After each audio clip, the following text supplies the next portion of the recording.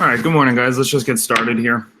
So if you notice a couple of things, this lesson should look similar to what you did on Monday, because it is similar to what you did on Monday. It's just going to be now some later battles. So for the last 2 days, we've really focused in on the battles of the Civil War from 1861 to 1862, what was going on the first 2 years of the war.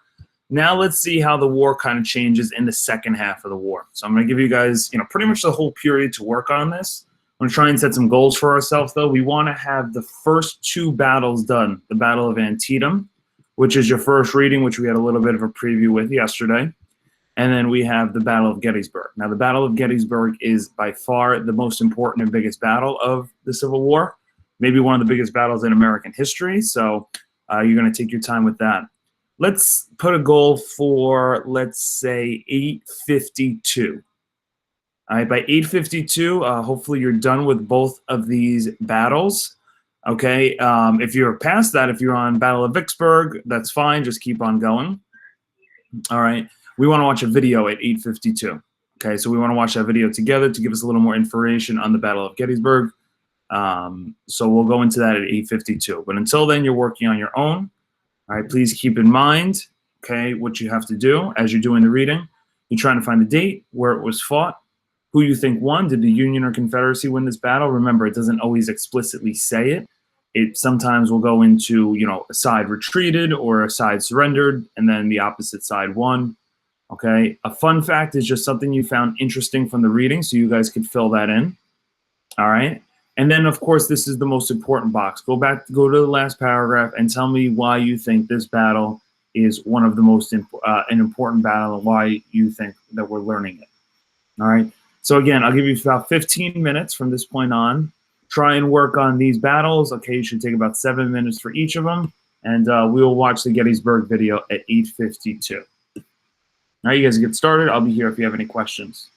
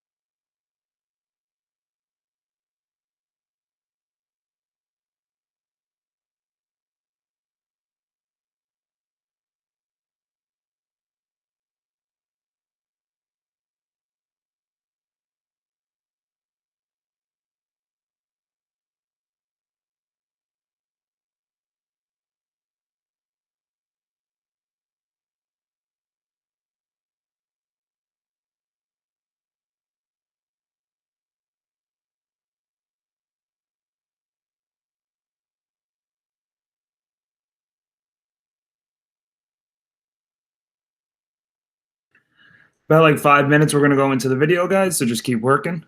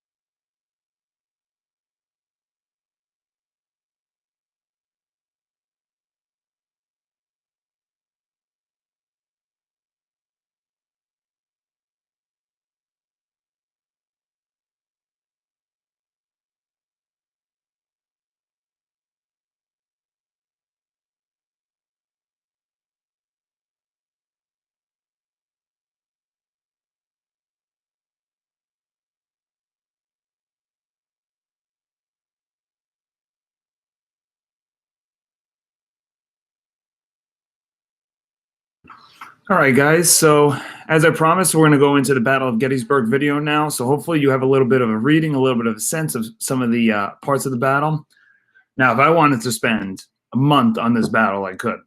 All right, it is the bloodiest battle in American history. More people died in this battle than any other battle. You just learned about the Battle of Antietam, which is the bloodiest one day in American history, which can be confusing because the Battle of Antietam is 1 day long. So close to 4,000 Americans die on that one day. The Battle of Gettysburg, though, is a 3-day battle where far more people die. So we have this stretch of this war just gets extremely crazy. All right, so let's take a look at this YouTube video. It's going to be a little, how do I say? It's going to be a little, oh, shoot, sorry. It's going to be a little like in depth in like the parts of the battle. It may be a little tough to follow. Just try and get what you can. I want you to get a better understanding. This is a historian talking about the Battle of Gettysburg. It's also only in 4 minutes, which is good because I don't want to spend the whole period on it. All right, but I do want to take a special mention of this particular battle from the Civil War. So I'm going to mute myself and keep an eye on the chat.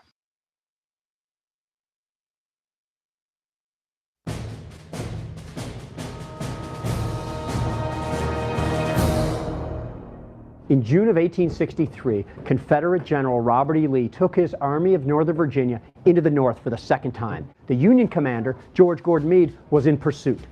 They would ultimately bump into each other here at Gettysburg. Behind me is the town of Gettysburg, around which the Battle of Gettysburg will be fought. The Battle of Gettysburg started by accident. Literally, troops bumped into each other.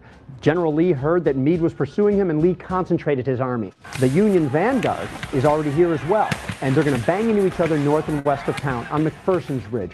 It's an intense fight. Ultimately, the fight will grow until north of town. You're going to have the Union 11th Corps fighting against a corps under a guy named Richard Ewell. In the end, you're going to have 30,000 Confederates outflank and whip 18,000 Union troops who retreat back through town to Cemetery Hill and to Culp's Hill, where we stand now. And for the next 24 hours, all that happens is that both sides bring the remainder of their troops here until the Yankees have maybe 90,000 troops and the Southerners have maybe 70,000 troops. And the Yankees form in the shape of a fishhook. And we are right here on this fishhook at the end of Culp's Hill here. The Union... Okay, so a couple things. Number one, this is the first time that all of the battles that you've seen have been fought in the South. This is the first time where Robert E. Lee brings the troops into Northern territory. They meet in a small town in Pennsylvania, just got caught up in the middle. Okay, it wasn't the intention. And they get into this massive battle. Okay, now in red are going to be the Confederate soldiers. The blue will be the Union soldiers. Okay, you'll see the Union has a lot more soldiers throughout this war, and this is where it's going to be a huge battle. So watch how this battle takes place. The line will continue along Cemetery Hill behind me, Cemetery Ridge, and eventually end over on Little Round Top. The Southerners line up around that line, basically formed on the most distant tree line you can see way off in the distance, okay? If General Lee needs to go from one side of his army to the other, it's 6 miles. Meade only has to go 2.5. Meade is also on the defensive. Meade has more men on a more compact line, and Lee is more strung out, and Meade finally has the home field advantage. On the second day of the battle, Robert E. Lee decided to take 20,000 troops under James Longstreet and attack the Union left, and take maybe 5,000 to 10,000 and attack Culp's Hill. But the attack on the Union left flank took place first. The Southerners are going to have to get over there without being seen opposite the Union lines. Ultimately, the Southern line will attack what's called an echelon, where a couple of brigades moved in, and then a couple more, and a couple more. And ultimately, Longstreet's men will make fierce attacks. First they'll fight at Devil's Den and Little Round Top, and then onto the wheat field. And then they actually have found a gap in the middle of the Union line, troops that had gone to reinforce some of the fighting in other areas. But the Confederates can't quite push through it, because wherever they show up, Union reinforcements from inside Meade's strong fishhook position arrive and push the Southerners back. Ultimately, the bloodiest fighting at Gettysburg, the second day on the south end, will come to a close without a decisive result. And while Longstreet is attacking the Union left flank, the Confederates are beginning a huge artillery bombardment on the Union right flank. Okay, so from this particular battle, understand that the way the Union is kind of set up, there's like this kind of fishhook line. For the first 2 days, the Confederates just try and come at all different angles to try and break through that line. They're unsuccessful, all right, the first 2 days. So on the third day, which is the final day of the battle, they're going to literally throw everything they have in one final charge. It's called Pickett's Charge. So take a look to see how this goes. Here on Culp's Hill, that bombardment wouldn't do anything. The Confederate attack doesn't come for long, until long after, actually, the fighting on the Union left flank is mostly over. Ultimately, the Southerners will try to attack East Cemetery Hill. They capture part of East Cemetery Hill. They capture 9 cannons. This is the key Union position at East Cemetery Hill, and it's about to fall to the Confederates. But again, Union reinforcements push the Confederates back. Confederates have a little bit more success here on Culp's Hill. Culp's Hill consists of 2 hills, an upper hill and a lower hill. This is night fighting, very odd in the Civil War. The Confederates easily capture the lower hill, but they're unable to capture the pinnacle of Culp's Hill. The next day, the fighting resumes, where the Confederates try to capture Upper Culp's Hill. The Yankees return with even more reinforcements, not only recapturing their old trenches in Lower Culp's Hill that they had lost, but maintaining their possession of Upper Culp's Hill. On the third day, having already tested the Union left flank and the Union right flank, the Confederates opted to attack the Union center. And this is what we now know as Pickett's Charge. Pickett's Charge is going to take place in the fields behind me, and on the afternoon of July 3rd, you're eventually going to have a great moan go up from the Union line. This is after a huge artillery bombardment, but the moan comes not from that, but rather from the beauty and pageantry of a great Confederate assault. 12,000 troops advancing across that field, you can see over my shoulder. The Yankees decimated with long-range artillery, and as they reached the road, Union reinforcements poured to the area. The Union flank bulged out, so the Confederates are going to get flanked, but nonetheless, they push on impetuously, gain some of the key stone wall in the area. The Yankees are able to, however, push them back. 6,000 of the 12,000 soldiers who made the attack were killed, wounded, or captured. Lee lost 23 battle flags in that attack, more than he'd lost up to that point in the war combined. Robert E. Lee horribly failed in Pickett's Charge, but the next day he still stayed here and through the rain across the fields faced George Gordon Meade, said, "Come on, Meade, attack me." Meade did not take the bait. That night, Robert E. Lee pulled back through the mountains. 9 days later, escaped back into Virginia, and the Civil War goes on for almost 2 more years. Okay, so after that charge, General Robert E. Lee, who has made a lot of correct decisions up until this point, makes a very bad decision trying to break through the line, loses close to 6,000 soldiers on the last day of the war, which for the Confederates is a huge amount of soldiers, because remember, they don't have as many as the North. So this was a huge turning point in the Civil War, and at this point, it's pretty clear that if the South can't invade the North, okay, it's going to be very tough for the South to win the war. So this is a huge battle, the bloodiest battle in the war, and also one of the biggest moments in the war by far. All right, you guys can now head back to do the rest of the battles: the Battle of Vicksburg, the Battle of Petersburg, and then officially the final battle, which is number 9. All right, you guys have another 11 minutes to do this. Maybe you can finish it up by the end of the period, but this is due by the end of the night.